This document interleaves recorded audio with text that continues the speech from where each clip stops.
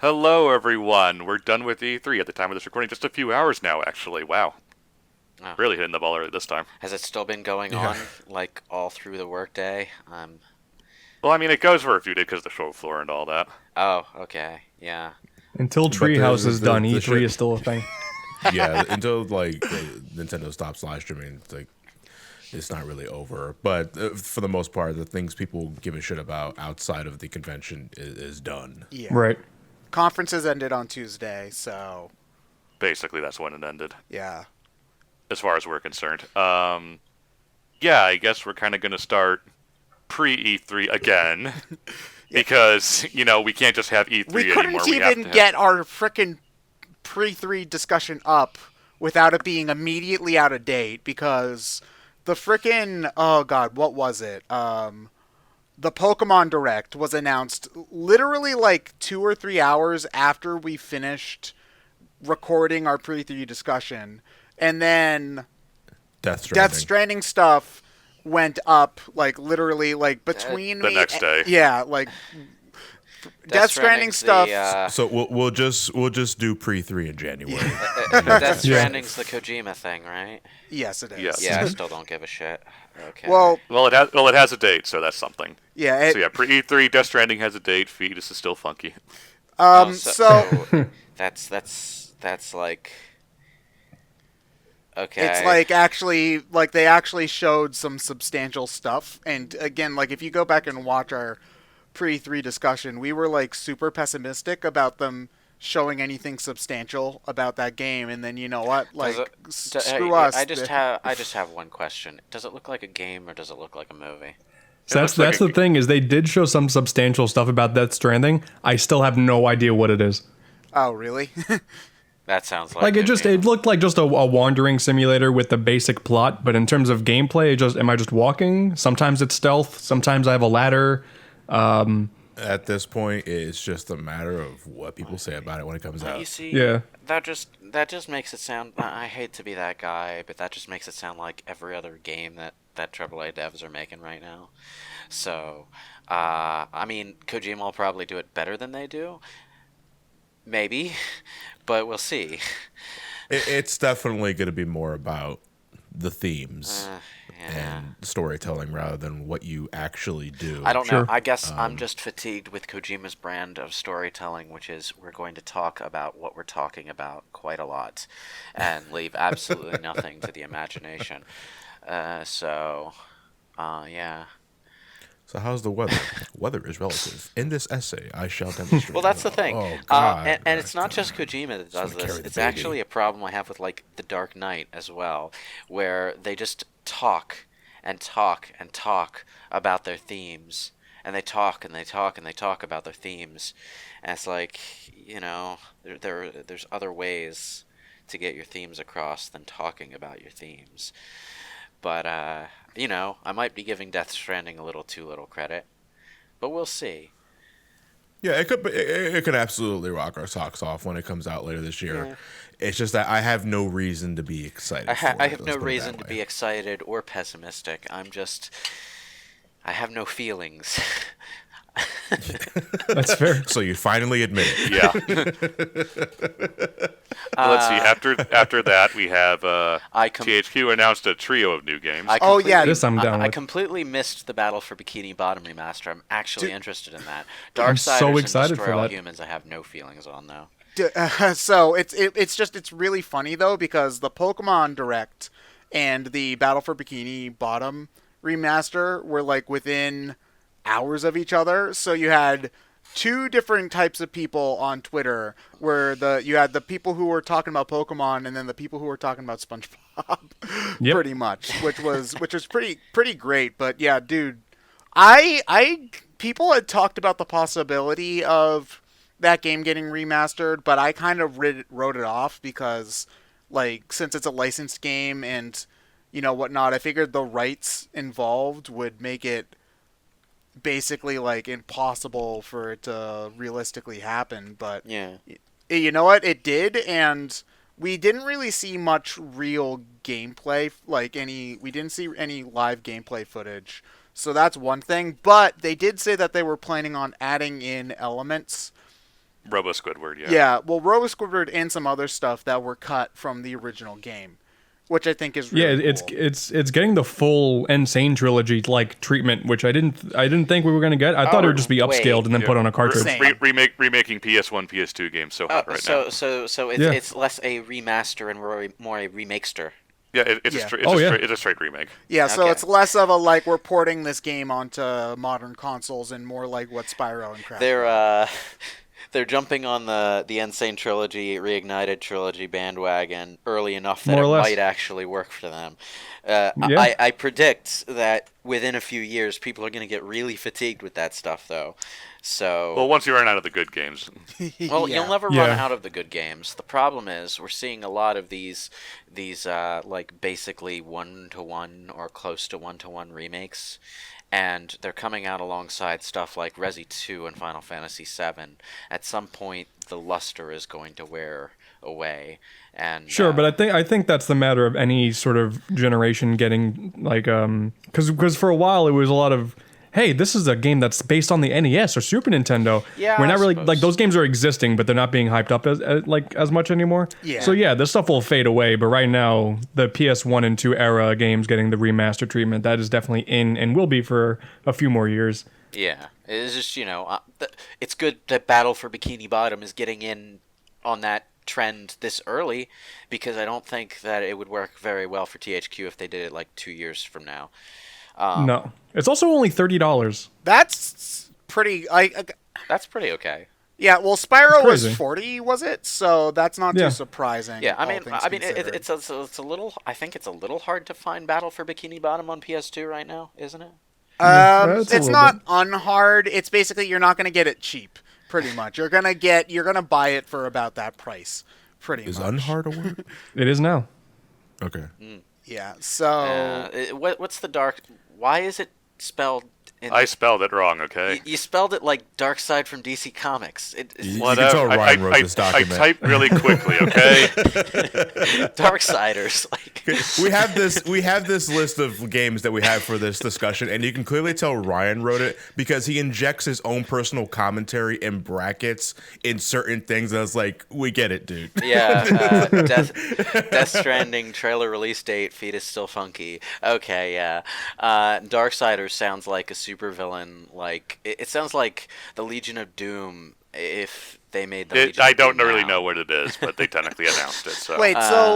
So since I've heard the name Darksiders for years, but I've never been. Okay, so do none of you guys actually know what Darksiders is? I No, know I what don't. Darksiders is, and I have one of the games that came out for something, but I haven't played it yet, so I don't know what I feel about the It's like series yet. it's like a gothic themed Legend of Zelda style game with much more combat, and you play as members of the Four Horsemen. Wait, really? This one, the one that they announced, That's awesome. is more of a top-down Diablo styled spin-off, and you play as someone else. Well, So it's a spin-off because 3 just came out. I'd have to care about the series to care about the spin-off, so Yeah, Yeah. But for what it is, it does look good. It'll be like a multiplayer Diablo styled game. I mean, Okay, you see, we'll be talking about a couple of those kinds of games over the course of this discussion. I feel like I'm getting a little fatigued of just seeing them, but Yeah, sure. I'm a lot more interested in Darksiders now though, because that premise sounds pretty awesome. So I'm going to. Yeah, Darksiders is a fun franchise, and like for a while it was in like this gray area of will we ever see a sequel? I don't know. They're leaving so much promise, but the license was like up in the air, and then THQ Nordic just coming in and doing whatever they want, buying up everything, helped save it. yeah, Darksiders 3 is on my radar, but I don't know. I don't know how I would feel about it yet. So, I mean, Sure. I've looked at footage, and I usually have a good idea of what kind of game, what a game will feel like when I play it by watching footage. But I'm not really sure about Darksiders. It looks like it could be a bit cheap feeling. I don't know. I'd have to get a controller in my hand and see it. So, Oh yeah. Oh, speaking. Well, not really speaking of anything, but Lewis, I'm sure you were happy to see that the Baldur's Gate games were getting ported and 3 coming out. I'm interested in the port, but since I already own all of the games on PC and you could run them on a toaster, I have no actual reason to care other than these games are getting more exposure, but I have no fucking idea how these games are going to work on consoles. So it could be a complete disaster for all I know. But Baldur's Gate 3, which explains why they're suddenly porting all this shit, I have mixed feelings because, like, why are we getting a Baldur's Gate 3 when the Baldur's Gate story is already completed? In like the don't- so is they completed in the games Okay, or in like here's the a thing. book or something? Baldur's Gate is not like Icewind Dale or Pillars of Eternity or whatever. Baldur's Gate is one straight campaign through 2 games and an expansion pack that essentially form a trilogy. You make a character at the beginning of the first one, and you carry that character through all 3 games. From the beginning to the middle to the end of this one long storyline. And then they made an expansion like a year ago that adds an in-between chapter that's completely unnecessary and kind of badly written. But never mind that. The point is, everything is the Ballspawn saga. And the Ballspawn saga is over. And now we're getting a Baldur's Gate 3 that's probably using 5th edition rules instead of 2nd edition rules, and probably has nothing to do with any of that stuff, except probably being somewhere in the general vicinity of the Sword Coast. So I mean, hey, it's a new game, so I'm glad it's to something. see. Yeah, I think it's just probably a new adventure. I'm glad to see we're getting what's probably going to be a really good Dungeons and Dragons CRPG again, which is what Sword Coast Legends should have been, but kind of wasn't. But you know, it's being done by the Divinity Original Sin 2 team, so I've got hopes, but I'm not really sure what to think about it beyond that. Okay.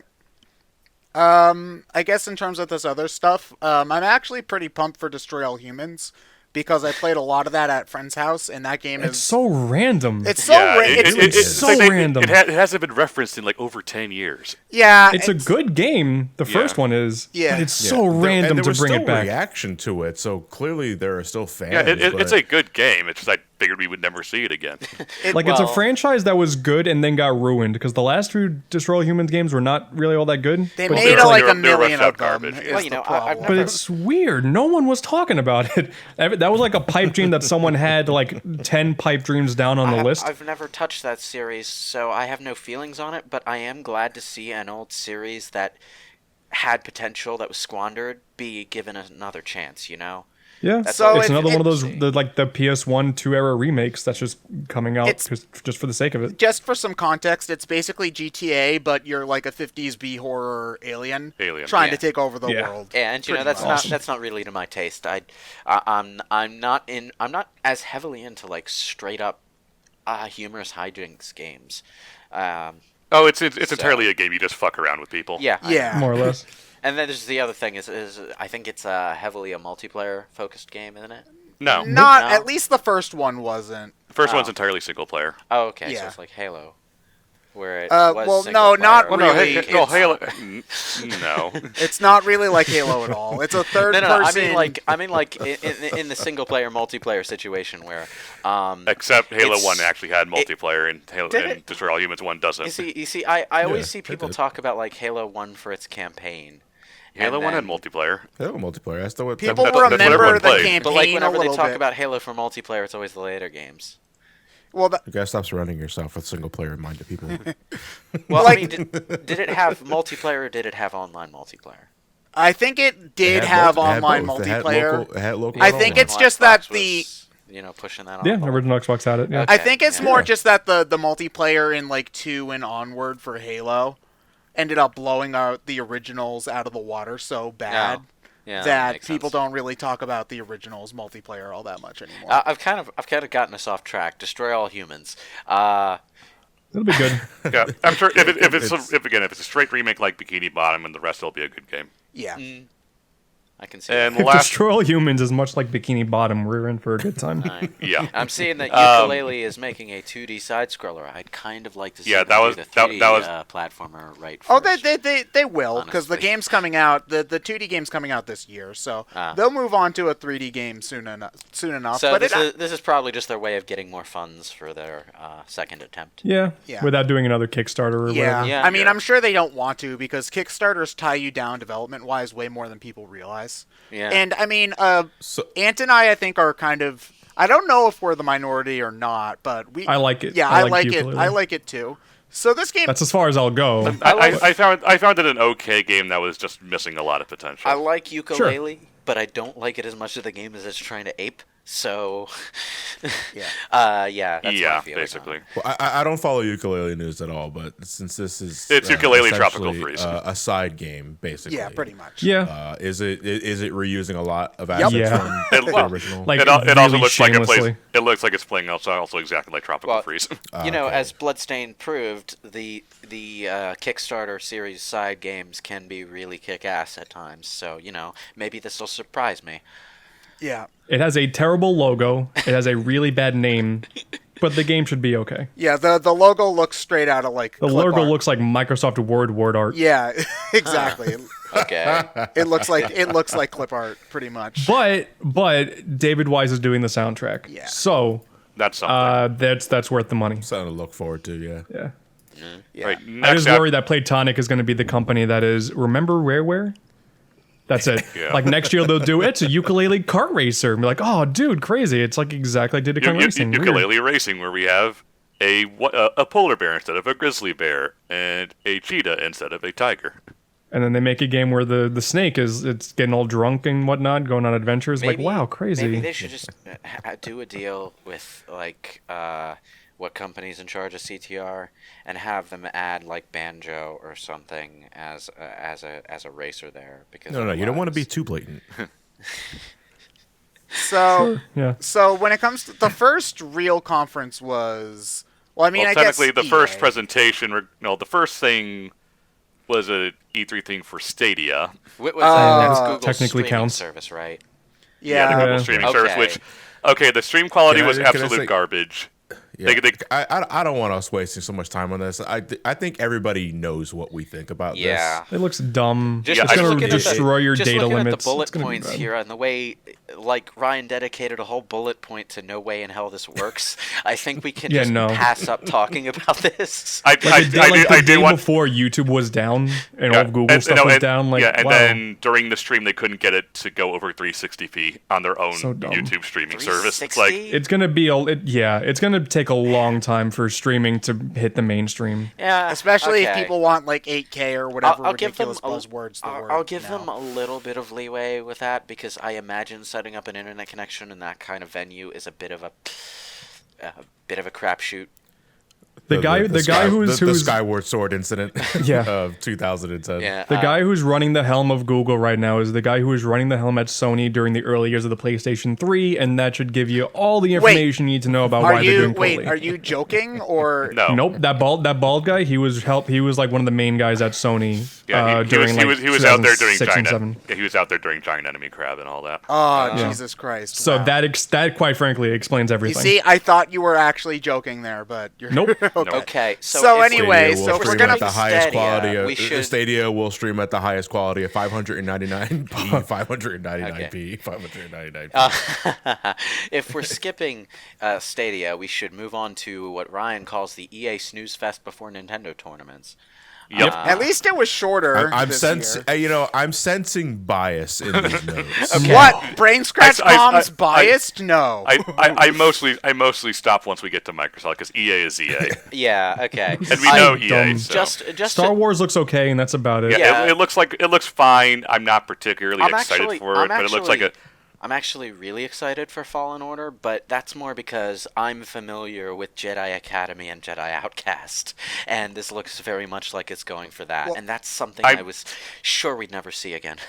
I'm waiting for the EA catch. Yeah, well, Yeah, Fallen Order I- had a trailer at Microsoft too, and it looked really like fun and bouncy, especially for a Star Wars thing.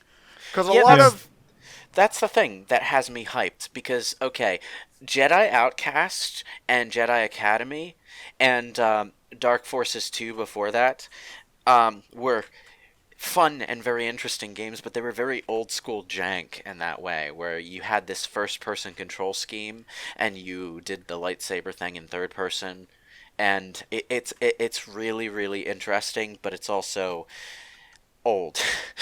You know?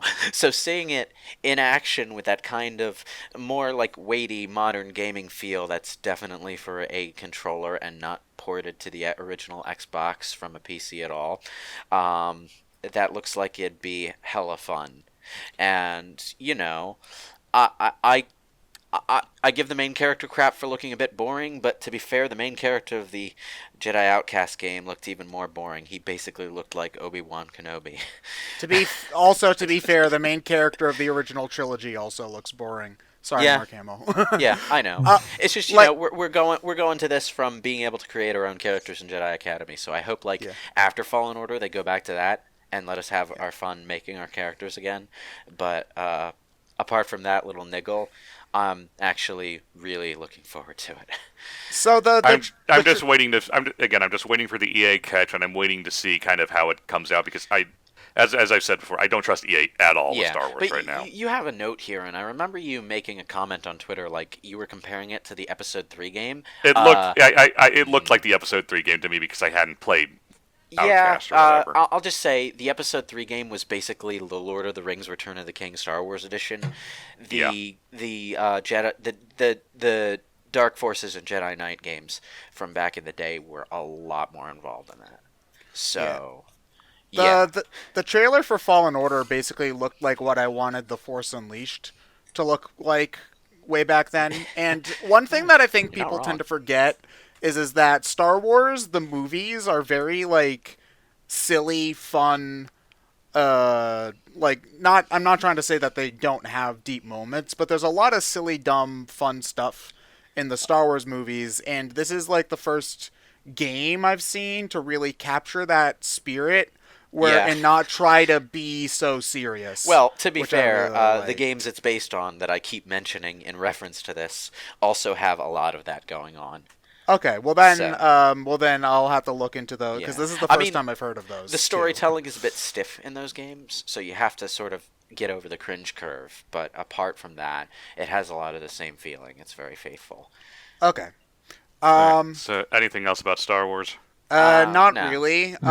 Like the rest of it was kind of typical EA stuff from what I saw. Like, okay, here's Yeah. a Sims expansion. I'll give EA Yeah. one piece of credit when all they said was these are the games we're showing off. This is the schedule. That was it. They didn't try to shoehorn a conference. They went for more of a direct style, which Yeah, I mean, you I know, kind of think all of that's- the companies should do that. And So they were, I'll give and they them were, credit and, for that. And they were kind enough to put all the crap they know no one really cares about who watches E3 during the Nintendo stuff. Yeah, you know. Yeah, so I'll give them some credit. I'll say that. Like last time, I think EA did a presentation, didn't they? And they tried to make us. They tried to like act like we actually cared about their EA Sports lineup. Yeah. No, they did. They've done that for years, and again, nobody Yeah, gives a shit. so they're at least a little less tone Well, deaf. we don't give a shit. They're less And tone people deaf than generally we people usually- who watch E3 don't give a shit. Yeah, Yeah, because it's not like most of the investors actually watch the conference. They read the bullet points after. Yeah, So- but here's the thing, okay, with the sports stuff, is like, okay, a lot of people who do watch E3 care about the sports stuff, but not enough to watch it during E3. Like Right. they'll catch up with that stuff later, kind of like how I catch up with all of E3 later. But so I don't. I completely ignore all Yeah, this so 'cause so I you I know, wasn't gonna I'll actually- give EA credit for learning a little bit about their audience and not being so tone deaf, which is not something I can say for Bethesda. Oh, they were still pretty tone deaf because there was a lot of fake hype, a lot of Oh yeah, we're hashtag relatable. yeah, but and you all know that. they're basically running a trailer reel. Eat Wendy's. So that's to be expected. Yeah, Microsoft. Yeah, so Microsoft, I remember when we were doing our pre-discussion, we said that they kind of had the most to gain and the most to lose. I feel like they didn't have a bad conference, but they They didn't impress themselves either. they Yeah. didn't do a great job. as It's well. like there's a lot in their conference to care about, but not necessarily not necessarily in the sense that their conference was standout on its own merits. Well, like Outer Worlds. It's two things. One, in a general sense, they had the same problems that they did previous years. A lot of these games are also going to be on PS4 and PC and all that. Yeah. The other is that, as we'll get to the end, they had the conference themselves, and they kind of blew the whole next box that we know is Project Scarlet thing, kind of. Yeah. But we'll get It to is that. weird that like once Sony announced they weren't going, Microsoft sort of, I feel like they kind of stealthily announced that they were going to be like, oh, don't worry, we're going to have the show to end all shows. And Yeah, then they it's like- just had another show. Yeah, the same show they've had the last number of years, which is still good, but it's starting to get samey and repetitive. It feels like Sony from like 2 years ago, where it's all stuff we know and none of it's exciting anymore. Yeah. You need to kind of start wowing us again. Yeah. I feel like the show itself was also, because it was like 2 hours long, which is too long for this kind of thing. So I felt fatigued by like 90 minutes. Yeah, I suppose. Yeah, you could say that. Like, okay, there's items on this list that I'm definitely. Oh yeah, we'll talk about the look- individual games for sure, and there is a lot of cool stuff. It's just Yeah, the that's show what I'm saying. itself It's like needed. there's items on this list that I'm definitely looking forward to, but that's more in concept. I didn't have to actually watch what they showed to be interested. Yeah. But yeah, I guess we'll actually start going down the list. Outer Worlds, that's basically the Fallout, not Fallout made that's by an the Fallout Obsidian guys. game, and that's kind of a case of I didn't have to watch it to be excited, because like if you know your Western RPGs, just having Obsidian's name on there makes that something to watch, because they're damn good at what they do, and they're definitely a developer to watch now that they're not being held back by Bethesda's corporate fuckery. But We will get to Obsidian made the Fallout, the new the original Fallout games. No, they didn't make the original Fallout games, but some of the people who worked on the original Fallout games were with them when they made New Vegas. Okay. So yeah, but the original Fallout games were. You know what? I don't even remember the name of the developers. A company that doesn't exist anymore, basically. Okay. Bleeding Edge. Next we have someone wants some Overwatch money. Oh yeah. That was the first thing I thought was Overwatch. I think everybody thought Yeah. Overwatch Yeah. first. Which is kind of a shame because it did look okay on its own merits. It's just you can't like I feel like they interested. also kind of wanted that comparison too as well. I'm interested though. Like Ninja Theory is the last dev I would expect to do an Overwatch thing. Isn't their main draw like they're good writers? They're making another game. This is their thing in the meantime. Oh, okay. And it's, I guess, the first game that we've seen from a company after Microsoft bought them. Yes, as well. Yeah. Which probably means they were working on this before they were bought, but you know. Is this Xbox exclusive? Probably. Yeah, likely it is. if they bought them? Well, I mean PC too. But, Yeah. Sure. We'll see how it turns out. I don't see this competing with Overwatch. No. Especially with Overwatch 2. Wait, did they announce Overwatch too? being- No, it's rumored. What's Okay. Ori Yeah, Will of the Wisps? So And Ori should that- Ori and the Blind Forest is kind of a pretty critically acclaimed indie game, and so they showed off. I believe it's the sequel to that. Yeah. Yeah, And I thought it was already out. The problem is it's been at like the last two E3, so I think this is like its third that- showing. I'm of the same mindset, and I thought it was already out. And we're. Because I feel like last year they showed off a trailer with the release date, so I just assumed that it was already out. Oh. Yeah, so this is one of those. Yeah, I'm sure Ori fans I've heard are still. Ori is fantastic. Yeah, I It hear it's is good, but- rumored to come to the Switch, and we didn't get that announcement yet, so I can't play it. Okay. I guess it's on PC. I won't play And we it. get a Minecraft Diablo clone. Yeah, that was. So I love that they said by the creators of Minecraft. Well, And then like, everyone's like, "Where's Notch then?" Sorry, Hatsune Miku. yeah, Hatsune yeah. Miku, It's just yeah. like That's the who canon now. who created Minecraft? Wow, one of the world's great. It came from the mysteries. sky. Yeah. So The Magic. sun graced us with this game. Yes. Big shit. there's been a lot of Diablo clones lately, and I'm getting a little tired of them. I was tired of them before they started to come back into fashion. Like, okay, it's a fun gameplay style, but it's also a very cheesy, cheap gameplay style. It's very. I just like that arcadey. Minecraft has an actual game now. Well, Like there's actual. It's not like not a toy Does not box like play the like original, not the, okay. the Telltale thing. Like this is a proper game with the start and an end and things to do. Like it's. I don't understand why anyone likes the Minecraft art style enough to want that, though. It's like it fits for a builder game, Yeah, but I it asked fits that. for basically nothing else. It's This game iconic, is, I guess. yeah, it's iconic, and I'm pretty sure kids don't give a shit about that. Yeah, so. it's going to be a kids And Diablo this game game. is this game is clearly marketed And- towards a younger generation Diablo So game. moving on from that, just to showcase how ignorant of gaming news I am, who the hell is Phil Spencer? He's in charge of Xbox, and he kind of Jesus Christ, you are out of touch. He's been in charge for Xbox He's for like Xbox's Reggie. 8 years. Yeah. Or Yeah, Baldur, I he guess. came out on stage and talked for a good 3 or 4 minutes about, we're doing stuff, and then just kind of walked off stage, and that was kind of Reggie weird. without the charisma. He's not. no, He's, He's- he's a nice enough guy. He's not uncharismatic. He's basically keeping the Xbox brand kind of relevant. So Okay. Yeah. Yeah. And then, Fallen Order. He we've showed already Fallen talked Order about. again, which we already talked. The Blair Witch game was out of left field. I will say This is that. this is probably my most what the fuck. Yeah, game that of was- the Yeah. I conference. thought there was a new Silent Hill. Yeah, because That's what we all thought it on the stream, we saw the camera, and the guy, in the camera lens looked like James Sunderland. Yeah, Yeah, So but I thought it was like, oh, it's a Silent Hill game. You know what looking though? for a kid. That's pretty similar. You know what though? I'm surprised there hasn't been a Blair Witch game, and Yeah, I'm this is something surprised that it should have waited come out in until- 2001. I'm if they surprised wanted it to be waited relevant. until like the first-person horror craze was winding down to happen. Nah, you know what, Ted? Now that we say that out loud, given that Book of Shadows absolutely killed the fucking franchise and then some, they probably didn't have enough good faith to make a game to restore the reputation if there was any left. Well, I'm just saying that. So clearly, you have to wait like 20 years later when Something like that, everybody yeah. forget about it. It's like, remember Blair Witch?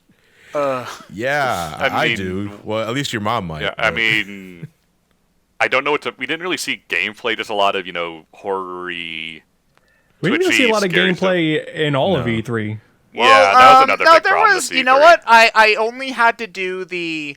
There was every year on my Twitter I do a CG only trailer count, and I missed Ubisoft, so I wasn't able to do Ubisoft. I was Oh busy man, that would have day. like doubled the count right Yeah, now. but Microsoft had like a 4, which, and in some years, if this were like 2013, I think I got to like the teens for some of those for that year. So honestly, that's not that bad, all things considered. Like, I mean, granted, I think Blair Witch, like, if you're going to do a licensed game, like, I think it could be a decent horror game.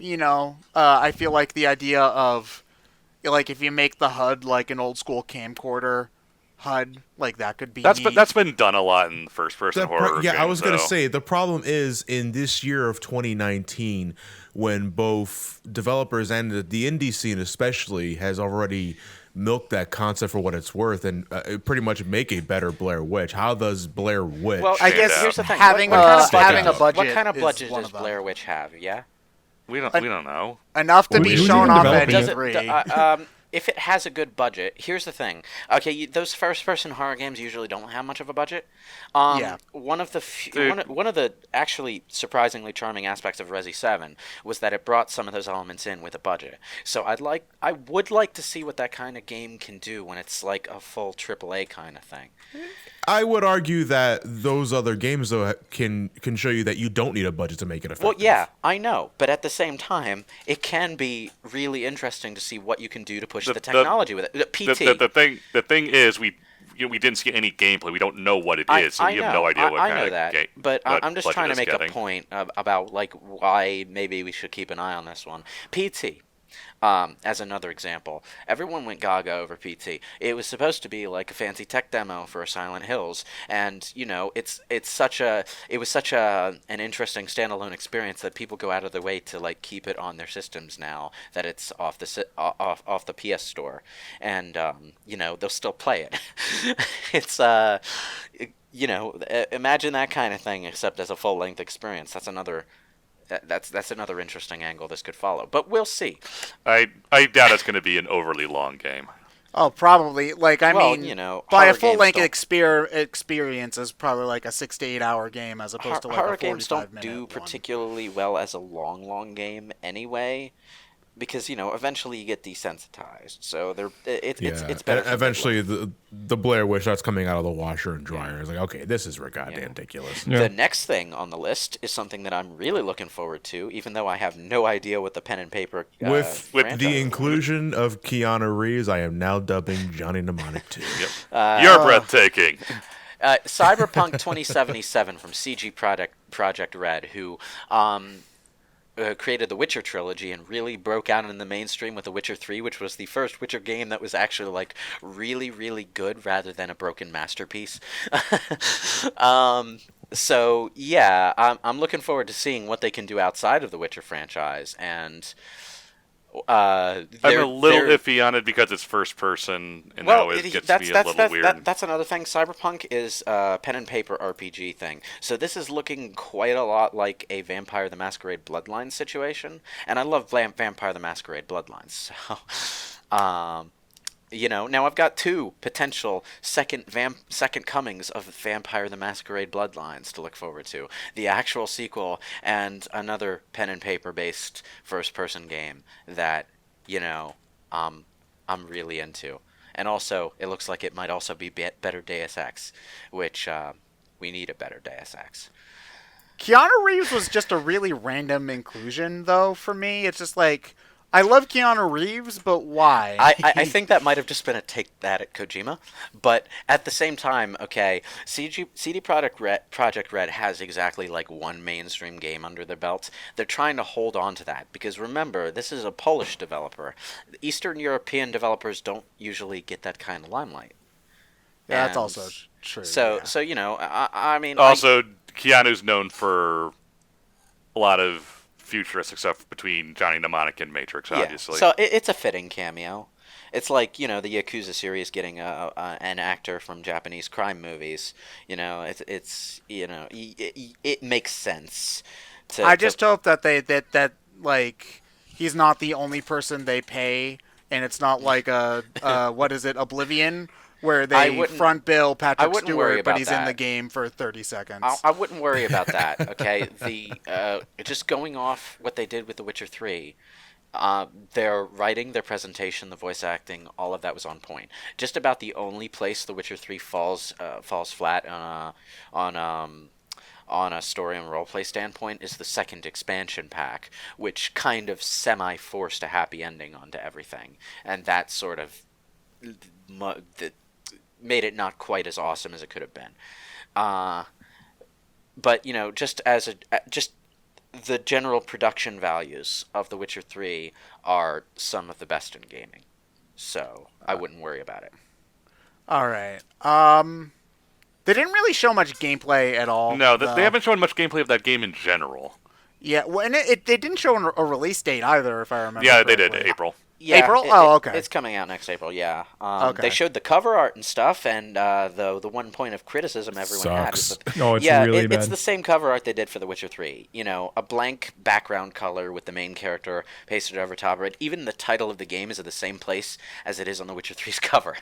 So, Well, and The Witcher 3 already Which, had a you generic cover anyway. Yeah. So. Which kind of makes me think it's placeholder, but at the same time, probably not, because not. protagonist looking grim on the cover and being the main feature is like, apparently that sells games like hotcakes. I don't know why, but because we don't super have lazy taste. visually. we had this conversation when, well, not us personally, but the gaming community at large had this conversation when Bioshock Infinite happened, and they had Guy with Gun on that cover as well. But at least that one had a background. Yeah. I think that was also Infinite's conceptual name, Guy with Gun. Yeah. So, what was the next thing that they ended up showing? Spiritfarer. Which is the kind of not Animal Crossing thing. Oh yeah, I think that. that looked neat. With- Wait, with- you're on a okay, yeah. boat, building a boat, and you have a animal friend. Yeah, and- the oddly specifically drawn animals that you're hugging.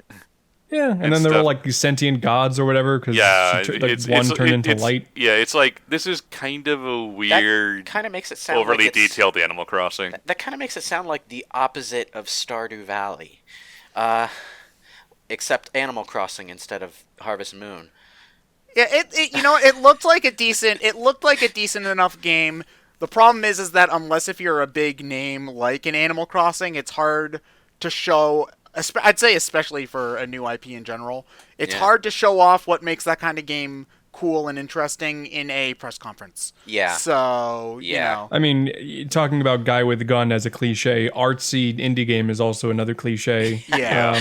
We'll get to some more of those later Yeah, on. we'll get to some of those later in this Speaking- conference. Yeah. Sure. Speaking of trends, though, Battletoads is jumping on the Streets of Rage 4 bandwagon. Oh, okay. Yeah, you see, it looks. My poor friend It Linky. looks okay. it I'm looks surprised really... people are as upset about it as because I thought it looked fine. It looked it's really doing slow exactly what it and needs to be. It looked really slow and clunky to me. Yeah. But that's, I don't I- think we can gleam. I don't think we can properly glean the speed of it from the trailer. as it was mainly just the art I style, would and like agree it on that. looked like it's a beat 'em up. As That's exactly someone- what it's supposed to be. As someone who played a fair enough bit of Battletoads back on like Genesis and stuff back in the day, or I think what I played was Battletoads a Double Dragon crossover. But whatever the point is, it didn't look as fun as that to me, and that's the problem for me. I'll have to wait and see if it looks better later.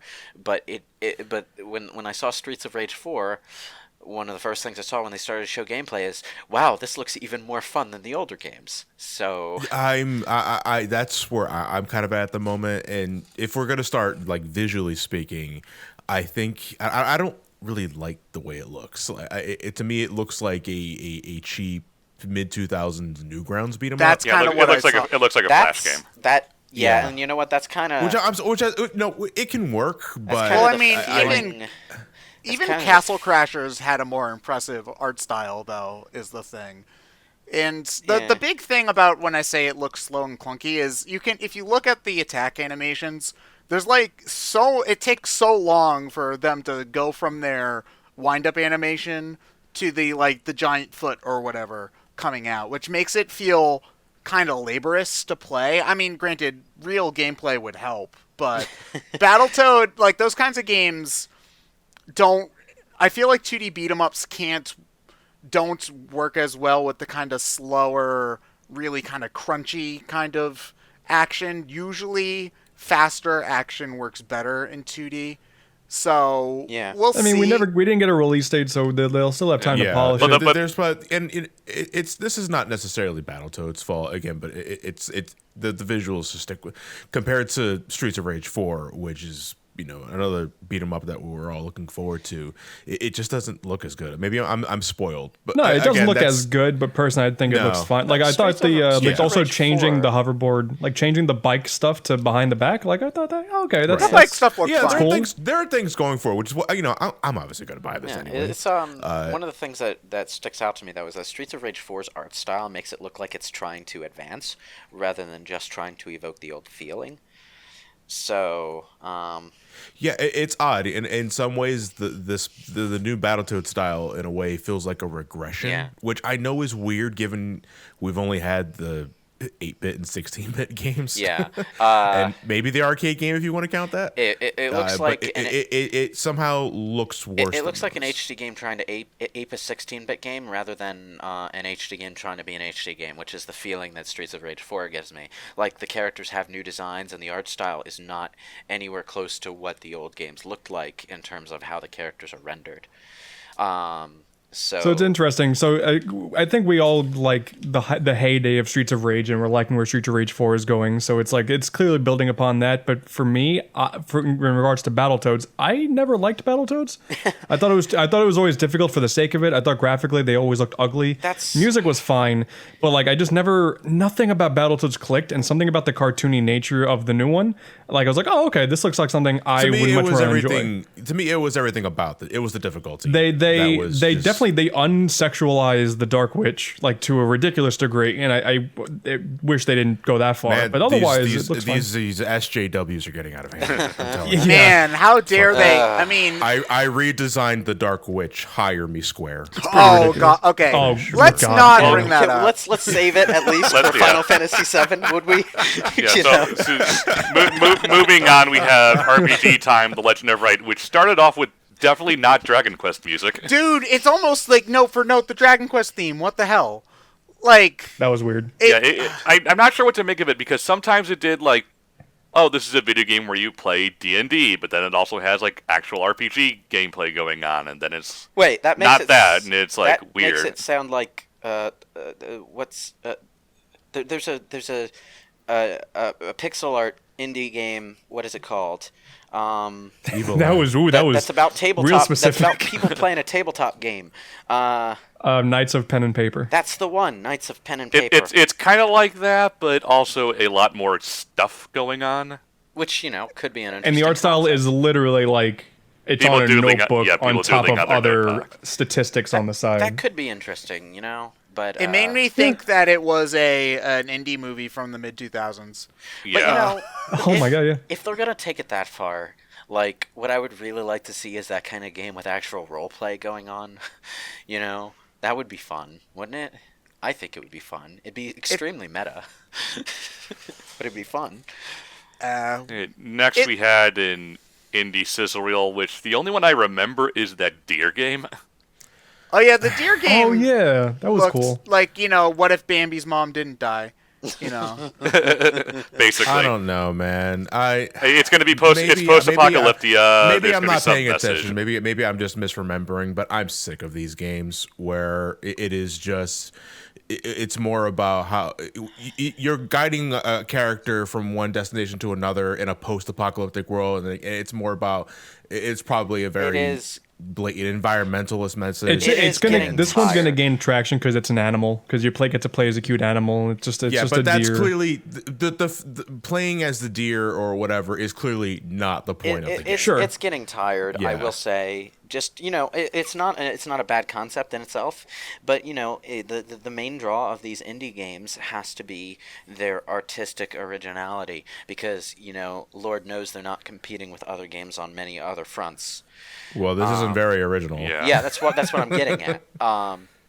So I think indie devs should probably back off the tried and true a little bit more. And I understand why they maybe are afraid to take that risk, because they have a really hard time getting their games out there and getting any kind of mainstream or even cult classic attention. So yeah. I mean, there are just certain trends in indie games that get the mainstream buzz. I think now it's that, but at least for now, it seems to. Again, it's sort of similar to the trends we were talking about before. Because for a while, it was, guys, I have this indie game. It's inspired by Mega Man, Yeah, and there was just a million of them. I love. Okay. I love Mega Man. It's like Mag- I Magman's have probably a I different have game indie games entirely. that I'm genuinely looking forward to. One of them looks like it was. One of them looked like it was Legend of Zelda Breath of the Wild before Legend of Zelda Breath of the Wild happened, and another one is like this really smooth-looking, pixely, top-down RPG about some Norse shield maiden or something. I forget what the name of it is, but it looked kind of fun, and I've had half an eye on it for ages. So, but I'm indie games in post-apocalyptic settings. Yeah. Moving on, we had Game Pass. They announced some older games that are going to be on it, and that's coming to PC. Which, hey, it's a good deal because I think it's $15 for both and Xbox Live. That's like an amazing and $1 deal. for the first month. Microsoft's aping EA's EA Access thing. Oh, okay. And doing it a lot better. Yeah, and doing it a lot better. The thing is, I know like Xbox One doesn't have a ton of hype behind it, but leading into the Xbox Scarlet, having Game Pass, that's going to be a hell of a bargain. It depends on how much is on there for Scarlet. It gives you something to do with the system when you have it, assuming that it's an easy way to subscribe to and just try games you might not otherwise want to pay money for. Yeah, like PlayStation Now, which does sort of the similar thing. So I mean, it's a good deal. I definitely give kudos to Microsoft on that front. I hope it does well on Scarlet because that's where it's really going to shine. And there's rumors of it coming to Switch still. Here's my main problem. I still don't think that's going to happen, but here's my we'll main see. problem with those kind of services, though, and this is mostly a PlayStation Now thing, but DLC is usually not available in any form. Like you get the game, you boot up the game on the service, and you don't get the DLC, and there's no way to purchase the DLC. I think for Game Pass, that's just a game by game basis. Yeah, but one of the things that I kind of liked about EA Access, though, over the other services that were subscribed to get all these games, is that EA Access actually gave you the DLC, including like stuff that was launch exclusive. like pre-order exclusive, like the collector armor in Mass Effect 2, which I don't give a shit about, but it was nice to have. And then you have PlayStation Now, which is like, okay, here's this game that has like 2 expansion packs that you won't be able to access. So, Well, I mean, at the end of the day, though, I feel like those kinds of subscription models, you're not really expected to be playing the one game over and over again on that. Because if you were, then you'd just buy it. not necessarily, because a lot of the subscription models exist so that you can play these games on a system that weren't actually built for. Like PS Now has a streaming element. I think they recently added the ability to just download certain games like PS4 titles to the PS4, etc. Yeah, that's but new. But PlayStation Now was originally their streaming service. It lets you play the PS3 games on the PS TV or on your PS4, which is good because there's no backwards compatibility. So, being able to play those things that way was a nice, compromise if you couldn't afford to go out and get the other system. So not being able to play the DLC is kind of a wrench in the gears. Yeah. Regardless, I still think it's a pretty good deal. Yeah. Then we got into a fancy tech demo with Microsoft Flight Simulator. Oh my god! So we were making jokes Talking about all these games getting remastered. Like we were. We were making fun of Pilot Wings during this. I was watching the direct with a couple of people, and we were making cracks about it being Microsoft Flight Simulator, and then it actually ends up being Microsoft Flight Simulator, and I'm like, what? Here's the thing about flight simulators and games of that type. Farm simulators, fishing simulators, Train simulators with its $7,000 of add-ons. I get the feeling they do belong at these conferences because it's going to be like the really hardcore people who even play them. At the same time, I don't care. I mean, it looks like that's going to be the thing with like 99% of the people with these simulator games. It's like most of us don't care. It's that 1% of people who are fans of these types of games who will salivate all over it, which is fine. And that 1% of people are probably going to be watching E3, so I can't even complain. If these Flight Simulator, if it was in VR, then yeah, but I don't think it's in VR. Well, That'd be the big kicker. Microsoft Flight Simulator is also like a game that has a little bit of clout on it besides, like the fact that it's just a flight sim, because this was the kind of game that back then that normal people even bought. Well, because my dad had a copy of Flight Simulator. It was cheap and it mostly came with Windows and stuff back then. Yeah, so it's like it's a game that people played basically. It would be like if they made Ski Free. It's a game people know. I don't know if they will go out of their way to play. Is the thing. Well, we'll see, but maybe. I find it funny that it exists. Yeah, in the that's kind of funny. But moving on, something for Ted. Oh wait, what was for Ted? Age of Empires 2. Oh, Age of Empires. Okay, you see, I was a little bit disappointed because they announced Age of Empires 4 like 2 or 3 years ago, and we haven't heard a goddamn thing. They're probably taking their sweet time, and this is to fill the time, But, oh yeah, I mean, but I heard about Age of Empires 2 through Discord, and someone was legitimately excited for it. So, as I understand it, this is a really good game, and having a remaster is a cool thing for the people who enjoy it. Well, Age of Empires 2 is one of the all-time classic RTS games. The problem is that I already own it on Steam, and the definitive edition of Age of Empires 1 really doesn't do much aside from making it look kind of pretty, and all things considered, it's a... so it's like 20-year-old RTS. It's like the Baldur's Gate Enhanced Editions, or at least like what the Baldur's Gate Enhanced Editions were before they added a bunch of stuff. Yeah.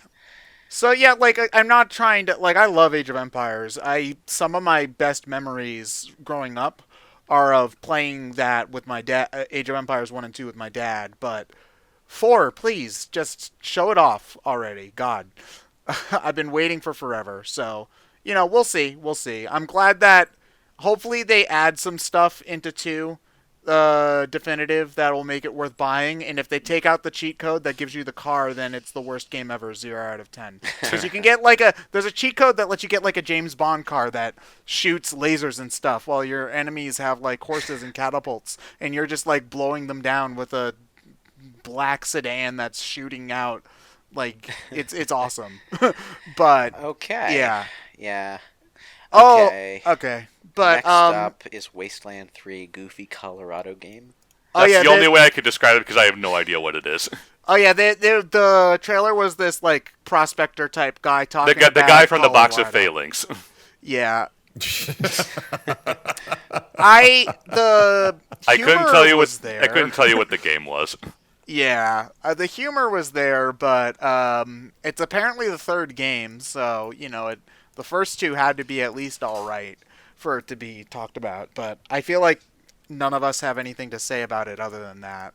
Nope. So let's move on to the next. Double Fine joins Microsoft. Yeah, that was cool. that was surprising. That was That's surprising. unfortunate because it means I won't be able to get Psychonauts 2 on the PS4. I was gonna say. Nope. Oh, is it on Wait. PS4? Yep, it is on PS4. It is on Okay, PS4. good. I was worried because they announced it like over a year ago. They and I'm like, said they they're have continuing. They said they're continuing their previous obligations. Okay, so good. Psychonauts is still hitting PS4. That other game that they're making, Rad, is still hitting everything. Okay. I guess going 'Cause, forward. Okay, good. Because I was worried PS4 is that they were gonna pull a bait and switch for all the people who are PlayStation No. players and now don't It's get just, the game. PS4 is the system I own Psychonauts on.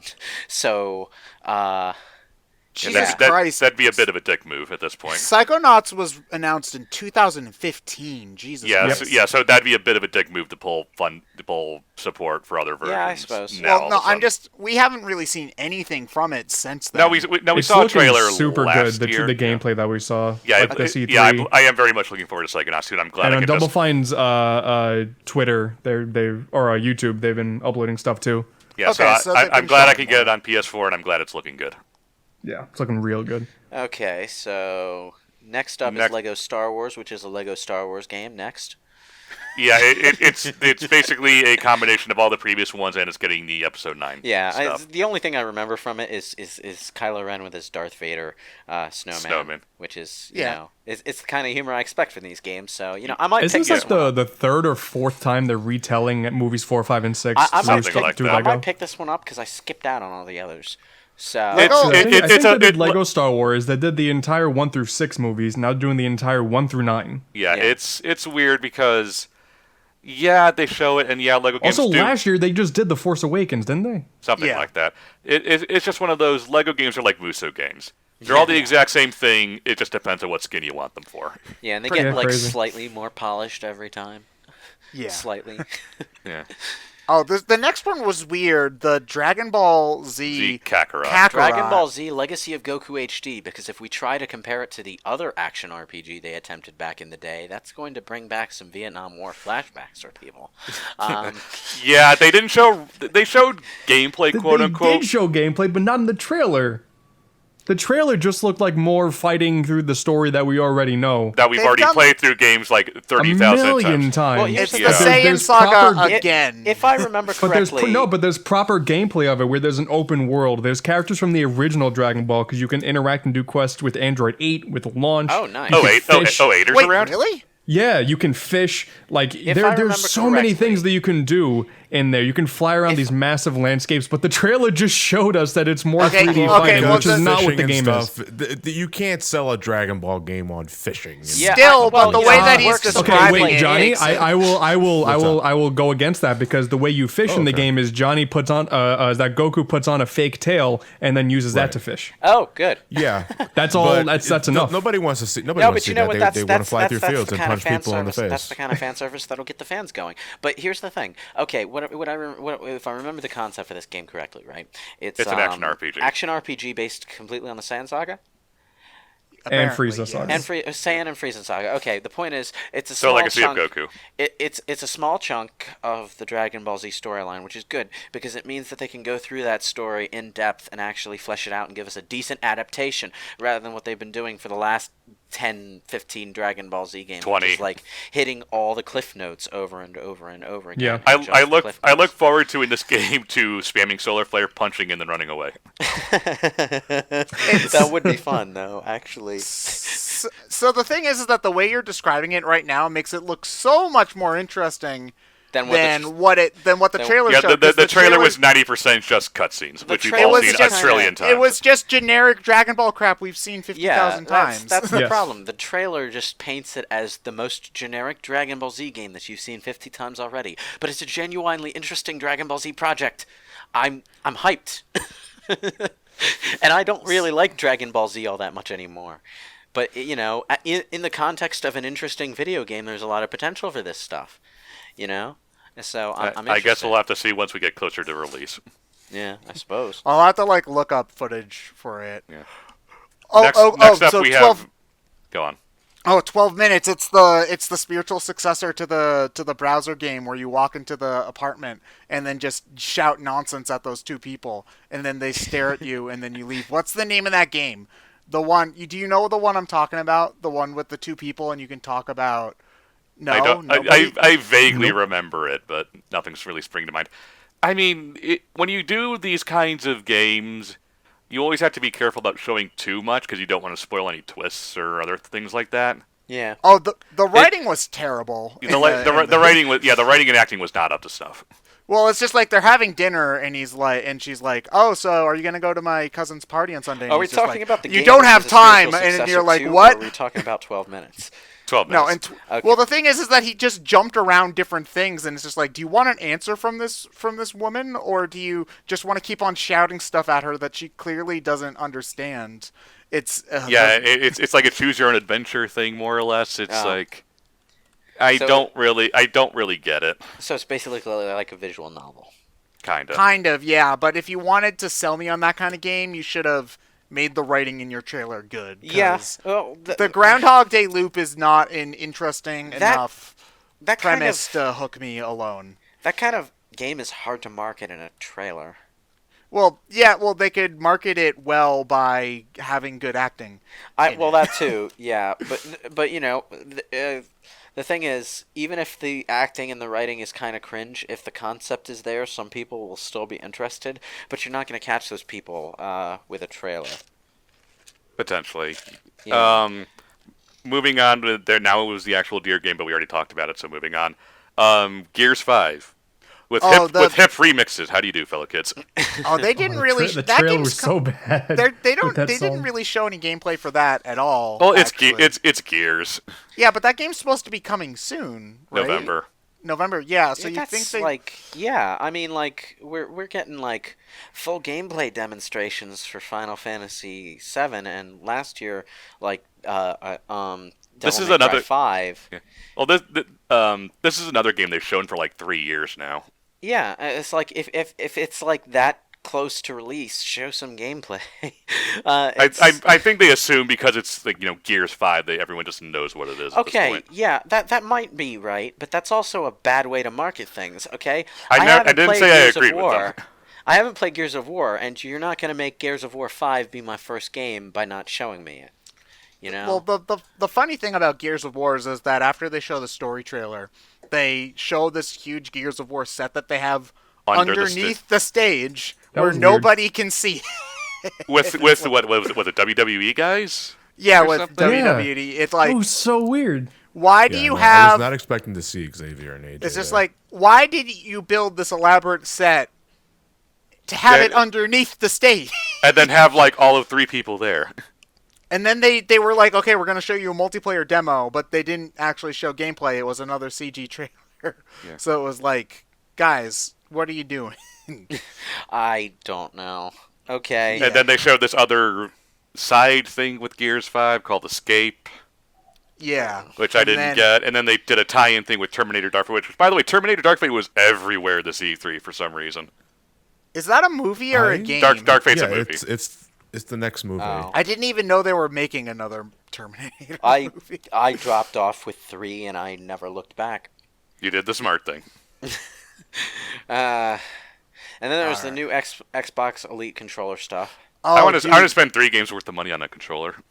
You see, the thing is that D-pad looks terrible. Like, It's ugh. kind of like this weird sort of hexagonal, squarish touchpad thing.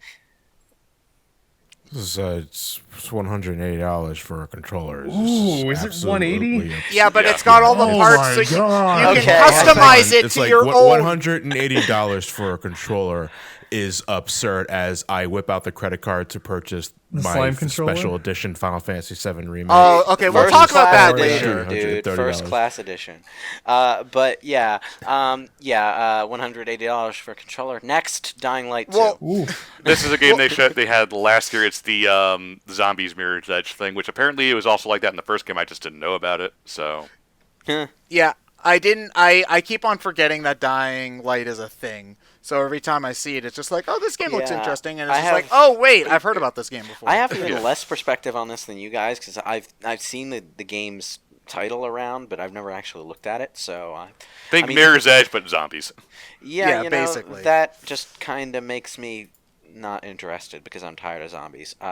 Resident Evil 2 notwithstanding, Resident Evil 2 is the only game like that did zombies in an interesting way. for Resident me. Evil 2 is the only game. Just Sometimes it feels like it could be. It's good. But, So after that, we had Forza, obligatory car reference, but they actually played a good twist on it. There's a Lego tie-in. that was bizarre because I did not. Lego and Isn't- Forza is the kind of dumb crossover you'd never. isn't it? expect. Isn't Forza the realistic racing game? Yeah, that's why Yes. that's why I'm confused because it's like, okay, people who buy Forza are the realistic graphics gearheads people. Why are you crossing over with Lego?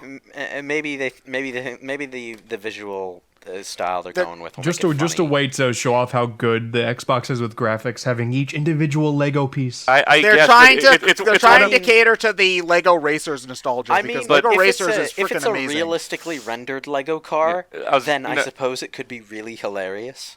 It's one of those. If you're gonna make add all this Lego stuff, why not just make another Lego Racers? Lego Racers is so good. It's man. it's not like the Lego brand is gone. You have all the Lego games. The Lego movies do well. Now would be People a are good still time. buying $130 Lego kits. Yeah, so it's like you know. now would be a good time to make another Lego Racers. I don't see kind of the point on crossing over with Forza because I don't Maybe- think those. maybe- I don't maybe think those. I don't think those markets intersect very Maybe much. they're trying to gauge interest in the racing game community. I don't know. I like that the traditional Forza car that they bring out was a Lego car. Yeah, though. that Like, was funny. Yeah. And then we have we like you enjoy mobile games. We'll get to Bethesda. Oh. But yeah, Funko Pop Gears. It's a mobile game. Next, It looks pretty. It looks kind of. Like it looks a very. fashion It looks like mobile very. game. It looks very blasé. Yeah. Well, so, Funko Pops themselves are kind of just popcorn collectibles, so I don't expect any game attached to the franchise to be worth really thinking about. Here's another. State- Next is another thing that they've shown like a number of years, and I'm getting tired of seeing it. More zombies. State of. I don't remember. Although I guess what- this is like an expansion of the game that already came out or something. I don't know. I don't even remember what State of Decay is. So. It's that build your base and collect resources from zombies stuff. Oh, so it's Minecraft Realistic Edition. Got it. Not quite, but I guess. Here's the one real shocker of the conference. Oh, After like dude. 6 to 7 years, Phantasy Star Online 2 is finally coming to North That was, America. that was really good. That was a really big announcement. Yeah. Like there have been people who've been wanting that for so long. And, It and, is- and Sega did confirm it is coming to PS4 and other platforms as well. yeah. It's not Oh. just Xbox. Yeah, but still, like that's a huge announcement because people love Phantasy Star Online. I don't know why And it took them 6 to 7 years to do it, though. They Because- probably just didn't think there was a market for it. Sega didn't really think that there was a market for Phantasy Star in the West for a while there. And then they finally realized that after everyone just pirated the actual game and then Yeah. added translation Yeah. packs. It was probably Final Fantasy 14 actually that did it because So- Final Fantasy 14 is a pretty anime MMO. So there's really no reason why people wouldn't want. You don't know how anime MMORPGs can get, dude. Yeah, Phantasy Star Online 2 is even more anime than that. Well, I mean, yes, it's plenty. Fantasy Star I know Online it's more 2 anime, is even more but- anime than that, but it's also not as anime as MMORPGs can get. I've seen the end of days, man. Okay. I've seen Korean shit. It's more. I guess more what I mean is that generally the idea that people get when they hear the words MMO is like World of Warcraft. I and- don't really know why I'm people old and remember EverQuest. I don't know why people would separate World of Warcraft from anime in their minds, because World of Warcraft is a fucking toony ass game. Yeah, but that's not anime. It's not anime. Is the thing. Yeah, Close enough. People can pretend it's serious, I don't know why, because that game has pandas in it. But, whatever. It has Kung Fu pandas in it. But I'm glad that everyone who wanted this so badly is finally getting it. That was happy for probably you guys. the announcement of the convention. Yeah, for a lot of people. that was of the convention for some people. That was basically the announcement for this entire thing. Because, again, going through this, most of this was stuff we saw last year. It's not that any one thing is terrible, too, is also the thing. Yeah. Well, we'll get most into of our it's fine. we'll get into our closing thoughts then. Just kind of wanted to point that out Okay. because this is like the one surprising thing. I have to give you credit for the note you put on Crossfire. Military porn thing. It's a lot of military shooty bang bang. I don't Yeah. really know what was unique about it, so that's why I put that. Yeah. The That's- most that's- enjoyment we got out of watching it was making Crossfire. You get caught up in jokes. Okay. And then Borderlands 3. No. Tales of Arise. Oh, I skipped Tales of Rise. Oh, I shouldn't have skipped Tales of Rise, because that's an actually interesting one.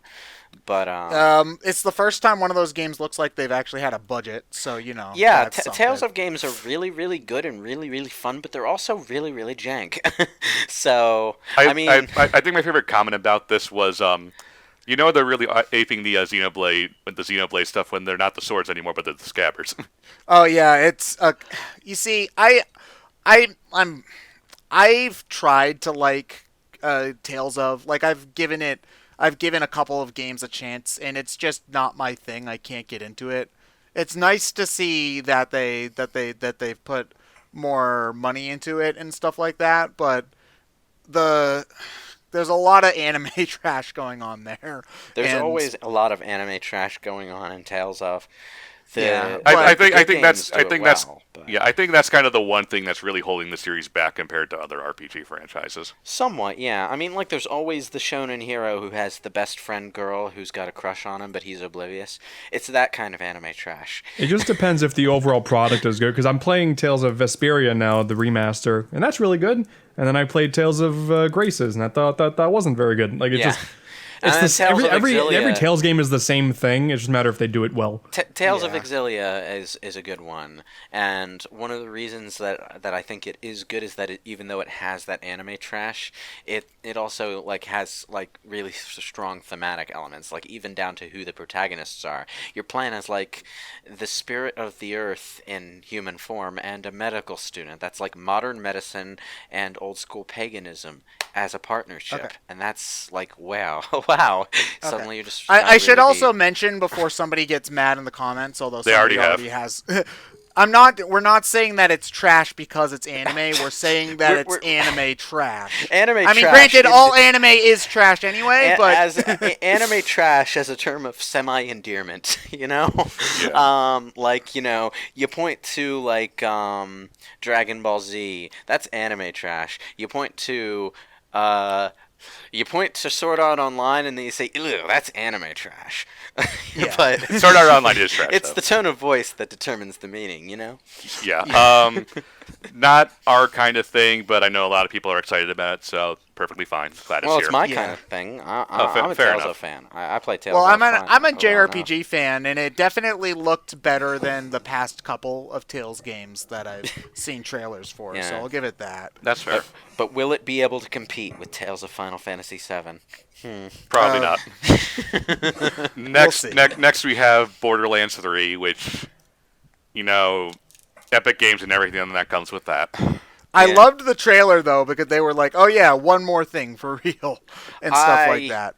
Tried a bit of Borderlands 2 recently because it's free for PlayStation Plus subscribers right now. I couldn't get into it, so that's a disappointment. It's one of those games that's better with friends, like Yeah, Left 4 that's Dead probably 2 why. That's and probably stuff why I like couldn't that. get into it. I'm a single player diehard. I turn off the online elements in Dark Souls because I can't stand to have people trying to trick me into jumping into obvious death traps. They never do, but just the fact that the message is there annoys me. Well, you're they're being nice to you if they're just trying to trick you into obvious death traps, because normally they just jump into your game and try to murder you. Well, yeah, but directly. I think you need certain items and stuff for that to happen. So, I've never gotten to the point where that happens to me. I've never gotten that far in a Dark Souls game. But yeah, next up is an actually interesting thing. Speaking of Dark Souls. Interesting in the context of who's making it and who's collaborating with it. Yeah. This was a CG only. We have no idea what's going on. This is clearly for Project Scarlet thing. But it's from Soft, so I feel like a lot of their games are the kind of games that you can't really sell with a trailer anyway. So Well, you can show off the combat. Yeah, there's stuff you can show. The combat's going to be Dark Souls, okay? We've seen it a million times. Fair enough. They can. Yeah, but the thing is, okay, so when the trailer first showed, they said from the minds of George R. R. Martin and I forget his first name, but Miyazaki, and then I was like, you mean like no, not Hayao. Ghibli Miyazaki? And then it took me until the end of the trailer when they said from FromSoft to be like, oh, that's why I should care. That Miyazaki, yeah. I don't think George R. R. Martin and that Miyazaki would be a very good fit for each other, just saying. Probably yeah, not. Miyazaki's like, and then the cartoon rabbit hopped along the field, and then he died, right? No, George, he did not die. No, he Can I stab murdered him? Everyone. He was the rabbit from Monty Python. But that would be funny. But this is a Project Scarlet game. We're making it. Stay tuned. Yeah. Elden Ring though conceptually is interesting because of all the novelists that I know, George R. R. Martin is probably the one whose writing style fits the strengths of video gaming as a medium the best. And I talked about this at length on Twitter, but like his ability to world build through multiple perspectives, multiple character perspectives, and make them all feel very, very distinct from each other is second to none. And that kind of writing style could lend itself very well to world building in a video game format, which kind of makes me confused as to how badly they did with the Game of Thrones games that they did. I mean, they had like a serviceable vanilla sort of action-adventure game, and then they have the Telltales thing. Yeah. Well, anyway, the next thing... Oh, yeah, they were talking about the xCloud. And this stuff, is another thing we saw a lot of this E3. Everyone trying to jump on the game streaming bandwagon, which I am not a fan of, and it's getting really fucking annoying. I understand why people think it's a good idea right now, though, because of the economy the way it is. They don't want... The other thing is they don't want to wind up in a Netflix situation where one person who finally does it right hogs everything. I know, but I understand why businesses are pushing it. Because, like, at this point in time, well, internet's getting fairly decent enough to make it work. And, there's a lot of people out there who want to play these games, but don't necessarily have the money or want to spend the money to get these huge, expensive new consoles. So, I get it. You still need a PC. You still need a box to do it. You need a PC, but you don't need as good a PC as you need for gaming on a PC. Is the thing. Yeah. There's so many freaking problems for it. It's like, why would I spend money? Especially when they announced the Game Pass. It's like, why would I spend the $10 whatever on xCloud that's not going to work anywhere nearly as good as they're going to tout it to be, when I could get Game Pass and actually have stuff. I feel like we're just a little bit too early. Like, I'm sure that I think 3 to 5 years from now they might be able to get this to work great. Yeah. I have reservations about it working good right this very second. Here's the thing, though. Game Pass, that's like you download the game, you install it on your PC, right? Yeah. So, you need a really expensive PC. Yeah. So you might as well just buy a console. Yeah, it's at the very least, it'll save you time if you can stream it, because you don't have to download the game and wait like an hour in order for it to download. Yeah, and then your internet hiccups, and then it turns to shit. That's the point. Yeah. I've tried out console streaming, and in New Jersey, you can usually count on the internet being good enough for it to work. So I can say, like, it's nice to be able to boot up your shitty ass mid-range PC and play a modern console game on it, because Lord knows that's not going to happen if I install it on the actual PC. So as far as that goes, I understand. Like, I get it. I don't really feel like we should be ragging on it quite as much because it's for a different kind of consumer than us. I don't think it has any chance of actually functioning for the vast majority of people, and Yeah, I am a huge stickler for the ownership thing, and I absolutely hate the idea of not owning games, paying them tons of money, and just not owning anything. I'm just gonna say right there, I don't give a shit about that. So we're just gonna agree to disagree. But if you live in rural bumfuck nowhere, yeah, you're probably not going to get the console streaming thing to work, which is unfortunate. Because I get the feeling that a lot of the people who live in rural bumfuck nowhere are the people who would want this kind of service the most. So... Yeah, I mean, granted, they're still going to... It's not like you're still going to be able to buy games. It's just... I'm just worried because we're seeing that with video services. Everything's moving to streaming, and less and... Obviously, Blu-ray's its own separate kind of thing, but everything's being made for streaming services, and you have to buy all these streaming services, and it's like, yeah, this is going to get out of hand real quick once they actually do start getting it to work. I'll tell you this right now. It's never going to reach that situation with video gaming because. I disagree. I think it's going to get that way even worse. Hear me out. I'm not finished. Video gaming introduces a different element of lag to the whole experience in that you have to send your inputs to the streaming service and they have to send it back, and it's like, no matter what, you're not going to have the optimal gaming experience. You could have the optimal movie watching experience over streaming if your internet connection is good, but you can't have the optimal gaming experience. You're putting up with the streaming service because you don't have the money to buy your own hardware, and you're putting up with the lag because you don't have the money to buy your own hardware. That's pretty much all there is to it. I'm talking strictly about xCloud's doing it, Google's doing it, Ubisoft and Bethesda are doing it. I know what you're talking about, but it's not going to reach the point where it overtakes ownership. Is my point. I'm not talking about that. Let me finish, Lewis, as you said earlier. All these people are going to start doing their own things, which they already are. Google, Xbox, Bethesda, Ubisoft. They're going to want you to actually start doing this once the infrastructure gets there for more and more people. There's going to get to a point where they're starting to get exclusive games. Whether it be the next Doom or the next Ninja Theory game or what have you. They're going to put it exclusively on these services to try and get you to buy them. Well, then don't buy them.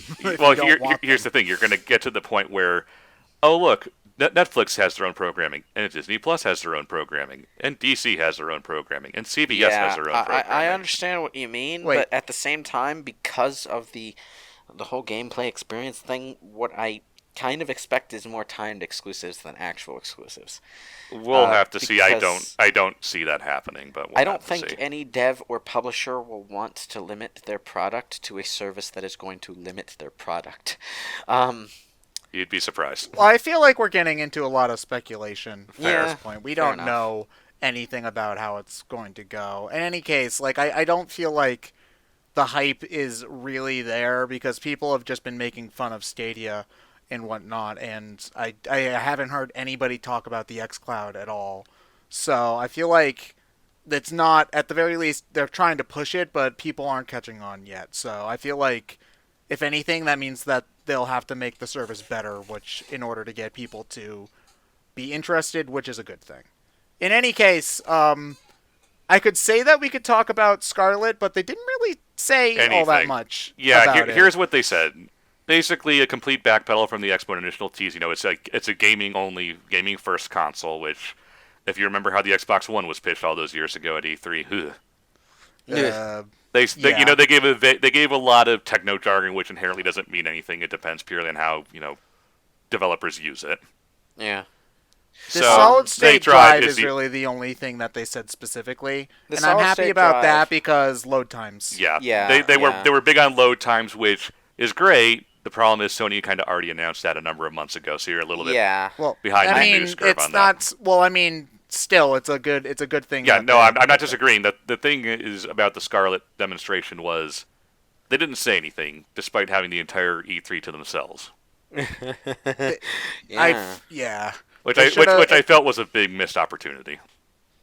They probably could have had a little bit more, I think. Yeah. I feel like they should have had more details since this was supposed to be their big reveal, but I guess they just weren't ready, so no, I suppose whatever. The only thing they technically announced for it was Halo Infinite as a launch title, but that's also going to be an Xbox One game, so... Oh, is it gonna... Did they announce it for Xbox One as well? Last year. Okay, so it's gonna be both. Princess Yeah, probably. kind of thing. Okay. I feel like people don't care about Halo anymore. Like not as me? much as they used to. I think the original talent isn't on board anymore. No, Well, yeah, no, 'cause it's a different Bungie's doing its own thing with Destiny and all that, and it's 343 games, is it? Yeah. Yeah, it's like, Halo's alright. Like, it's got an interesting enough story and world and cast of characters and all that. But a lot of the spark that used to keep it going is not quite there. It feels like it's following other shooters rather than other shooters following it. So it's a lot less remarkable than it used to be. Yeah, so that's about it for Microsoft. What are kind of our overall thoughts regarding it? It was so fucking boring.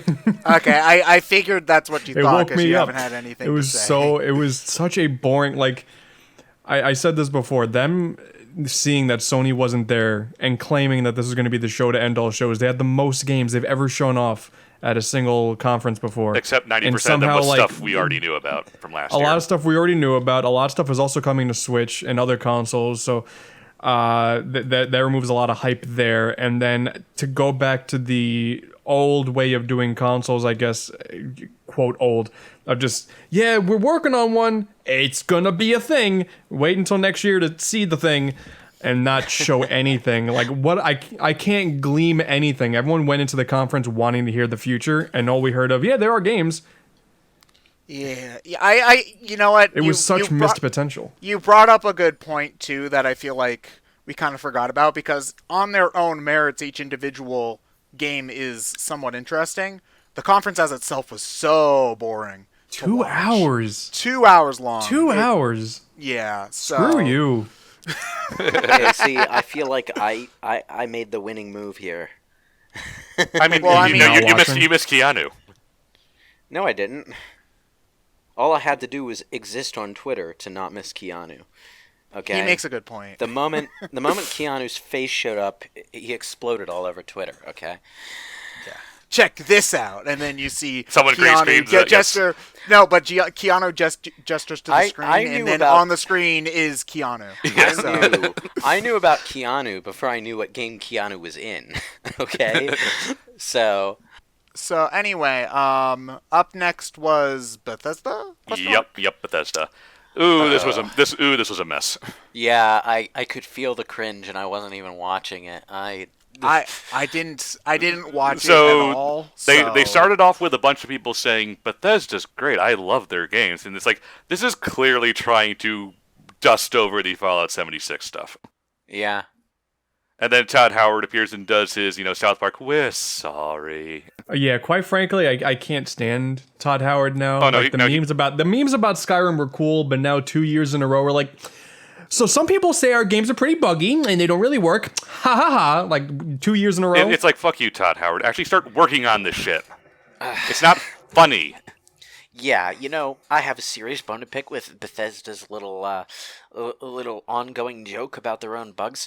The reason people were willing to put up with the bugs in Morrowind was because there wasn't really anything like it at the time. And the reason people were willing to put up with the bugs in Oblivion is because there wasn't really much like it at the time.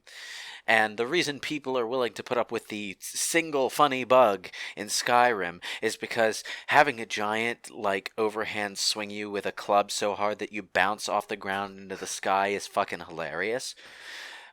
But, you can't people don't like Skyrim for the bugs, other than that one. Quite frankly, it's one thing to address it one time and vow to work on it, and okay, we screwed up, ha ha ha, we're working on it. You can't keep doing it, and it's not funny anymore. Well, it doesn't help that Fallout 76 is a pretty confused So that's the thing, right? That's my weird thing with Bethesda is between Fallout 76 being a buggy mess, and I'm speaking about the overall Bethesda, between Elder Scrolls Blades being like a dumpster fire to a lot of people, between not showing off the 2 games they teased last year with Elder Scrolls 6 and that space one. Starlight, I think it's called. Starfield, Starlight, whatever. Yeah. between like all of that stuff.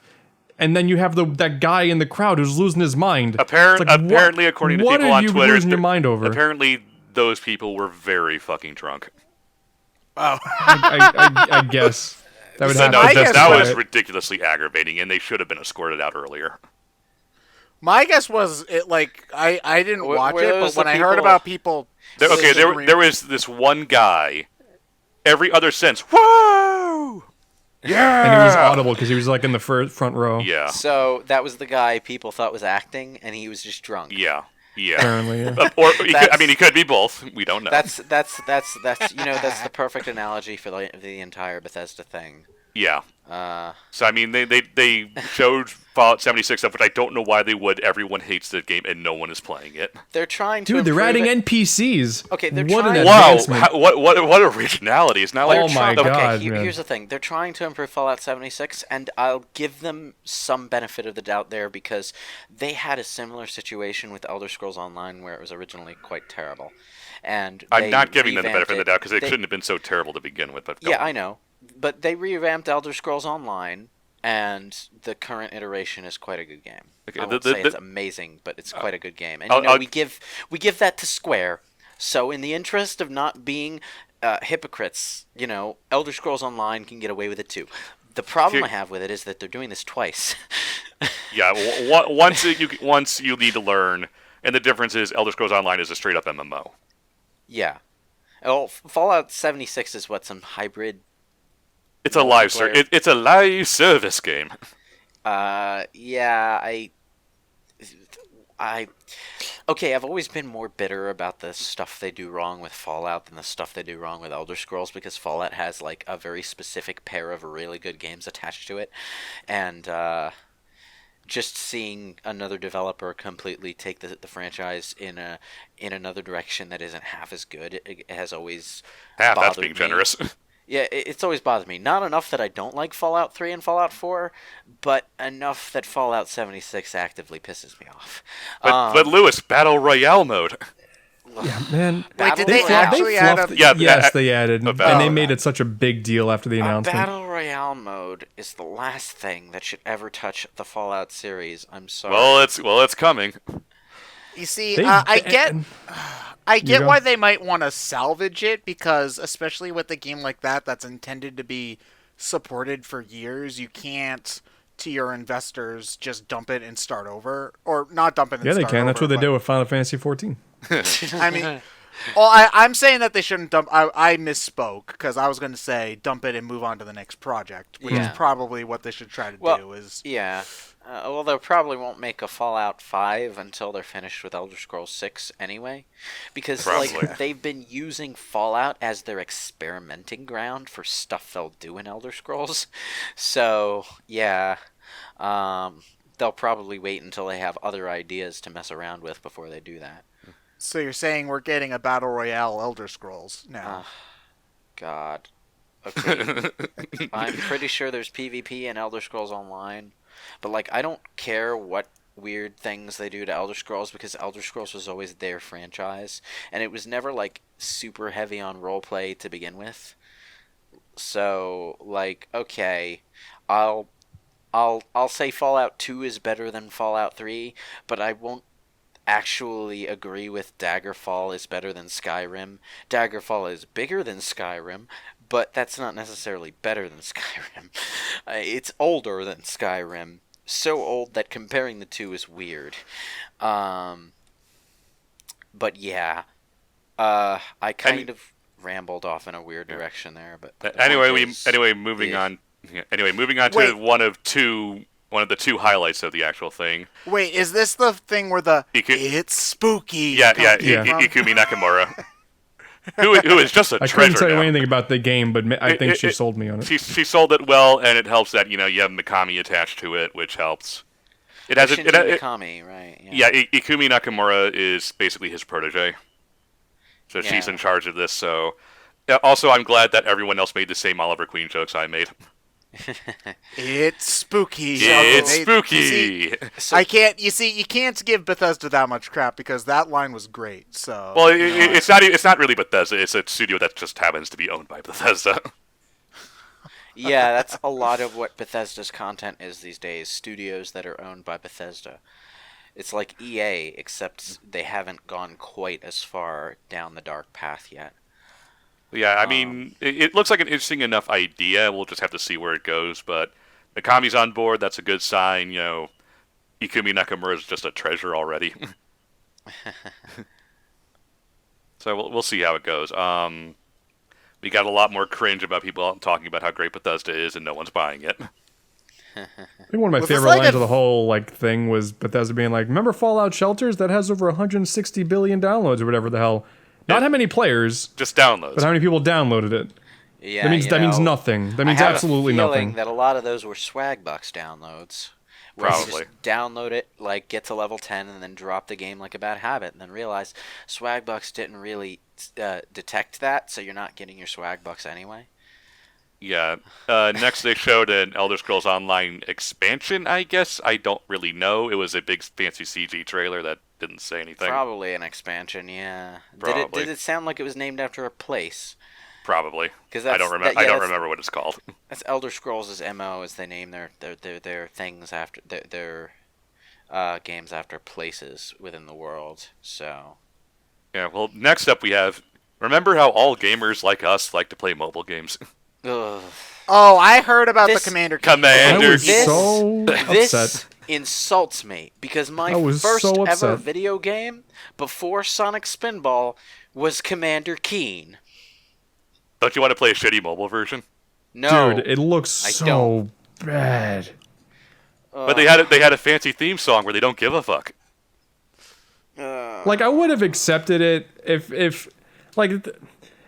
the game just the game looks. I was okay with the art style. I was okay with the corniness of it, and I was even kind of okay. Like, okay, fine, mobile. Let's just see.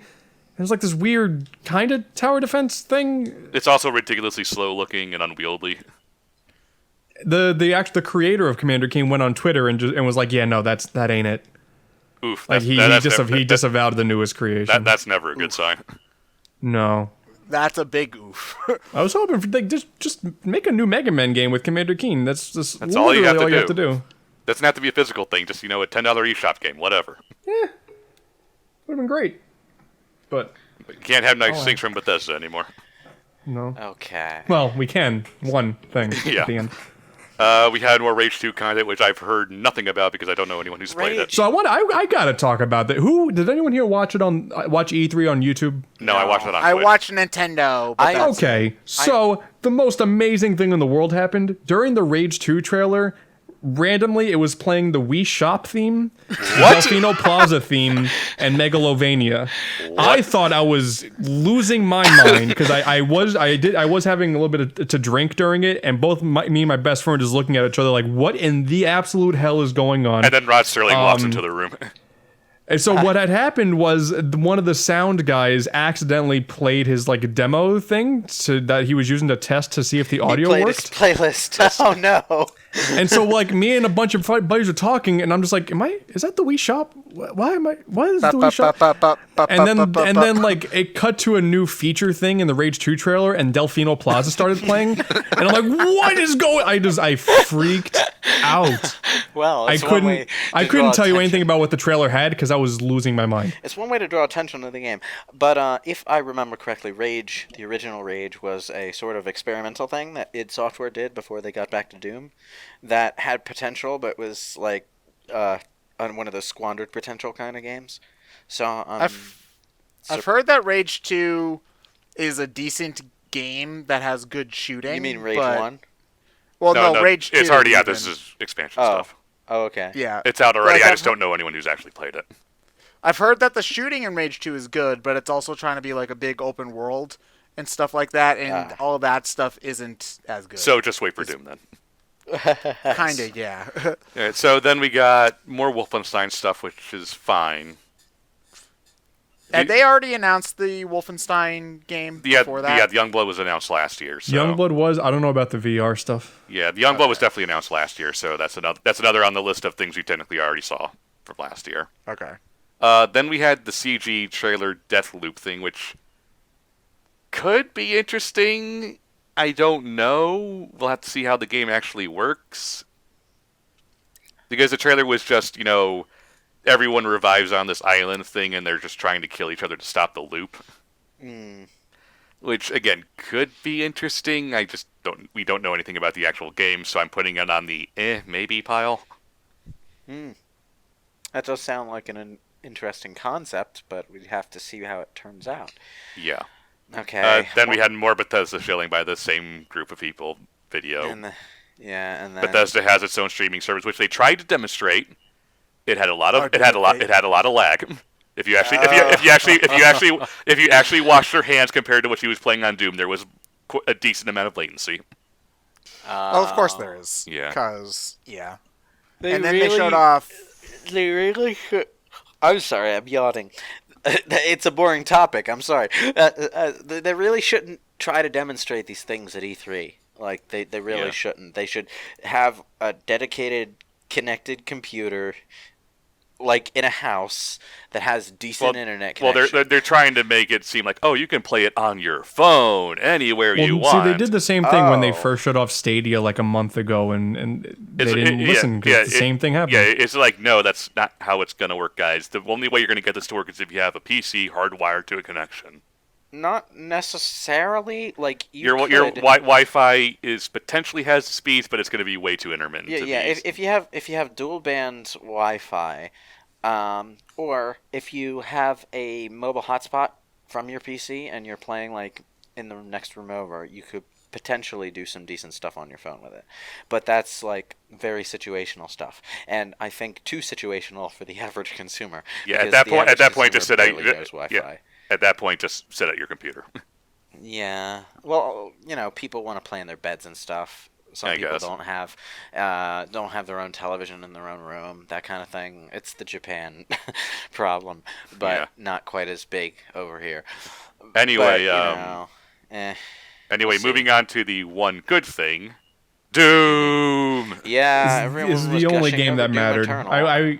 Oh my god, it looked so good. I watched the trailer twice, and I was like, oh, you know what? Bethesda had a good show. Like, that game was so good. I was like, yeah, Bethesda did all right. No, they didn't. No, id Software did all right. id Software did all right in the last 5 minutes, but it looks so good. Doom was like the best game of 2016, and now it has a grappling hook. There's a flamethrower. You can dash around in the air. Yeah, there's like platforming. It's a game. It's like an actual game, not just an FPS. They're adding so much more mobility, and I'm glad to see that because Doom 2016 was really good and really fast-paced, but it was essentially fast-paced in the same way the old Doom games are. Now that we're back here with the labyrinthian level design and the fast-moving characters, I want to see us push that envelope in other directions. And they are. Yeah, they're pushing it in literal other directions. That's good. That is definitely very good. And the best part, it has the best pre-order bonus ever. Doot. What? Full helmet. Doot. No, it has Doot. Wait. What? You know the image of the skeleton guy with a jetpack the skeleton with the trombone. Okay, there's a pre-order skin for what you play as those guys in the multiplayer maps. It changes his rocket launchers into trumpets. So yeah, Doot is real now. I love them. All right then. So, that game's gonna be good. I'm buying that game twice, PS4 and Switch. So apparently, what you're telling me is that the Doom Eternal conference was pretty good. Doom Eternal was great. Everything else, Okay. All right. So in that case, but Bethesda did not salvage any bridges with this conference. I'll tell you that. Which is kind of what they needed to do. So. They were just utterly tone deaf and insincere the whole way through. Apparently, during one of the trailers, I think, after Todd Howard walked on stage, he left his mic on for a few seconds. So you could faintly hear him swearing to someone. Oh, of course he was, because he's probably stressed out as all hell trying to run a.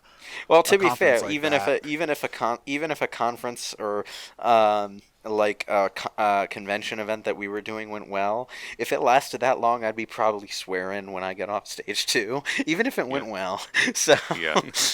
I mean, we usually are after a panel anyway, so you know. So moving on, I think it was Devolver next. Very briefly, I never watched Devolver. No, I hear they just I hear they just parodied a Nintendo Direct, and that was it.